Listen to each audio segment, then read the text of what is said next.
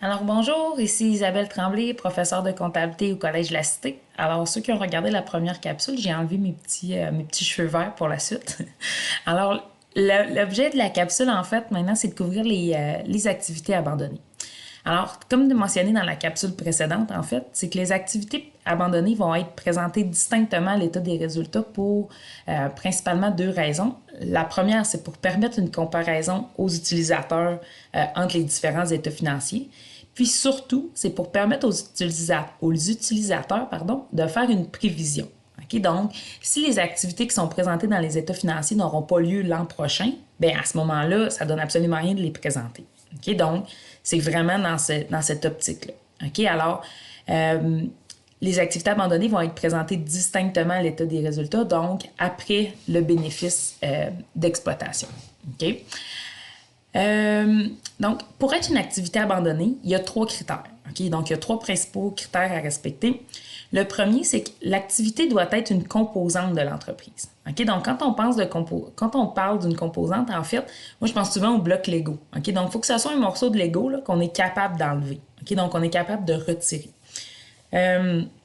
Pour que ce soit une composante aussi, il faut qu'on soit capable de rattacher les flux. Okay? Quand on dit les flux de trésorerie, donc on est capable de dire, OK, les entrées et les sorties de fonds reliées à cette composante-là, OK, c'est de tel montant. Donc, je suis capable de la retirer et d'être capable de faire la sommation ou de faire le total des produits que je vais retirer en retirant la composante. Pour que ce soit une activité abandonnée, donc, il faut que la composante ait déjà été vendue, donc elle a été vendue pendant l'exercice, ou qu'on prévoit qu'elle sera vendue dans la prochaine. OK? Donc, il faut que la prévision également la prévision doit être assez certaine aussi. Donc, on doit avoir des informations qui nous confirment que la composante va être vendue. Okay? Donc, on pourrait penser peut-être à une promesse d'achat. Puis dans ce cas-ci, dans les états financiers, on la présenterait comme destinée à la vente. Okay? On ne rentrera pas à ce niveau de détail-là, mais c'est quelque chose que vous devez quand même connaître. Okay? Donc, quelque chose que vous devez retenir. Également, pour que ce soit une activité abandonnée, il faut que l'entreprise n'ait plus d'influence importante sur la composante abandonnée. Donc, il faut déjà qu'elle ait été cédée. Donc, si elle est destinée à la vente, mais que c'est encore l'entreprise qui a le contrôle, à ce moment-là, on ne la considérerait pas comme une activité abandonnée. OK? Donc, c'est vraiment les trois critères. OK? Donc, il faut que l'activité soit une composante de l'entreprise, donc on peut dissocier. Donc, ça peut être soit un secteur de service, ou ça peut être soit un secteur de service qu'on peut facilement isoler, comme ça peut être une région, comme ça peut être un magasin spécifique. On va voir une liste d'exemples tantôt. OK?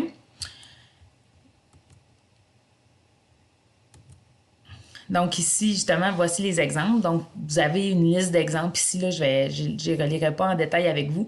Donc, vous voyez, il y en a que c'est des magasins donc, qui sont distincts.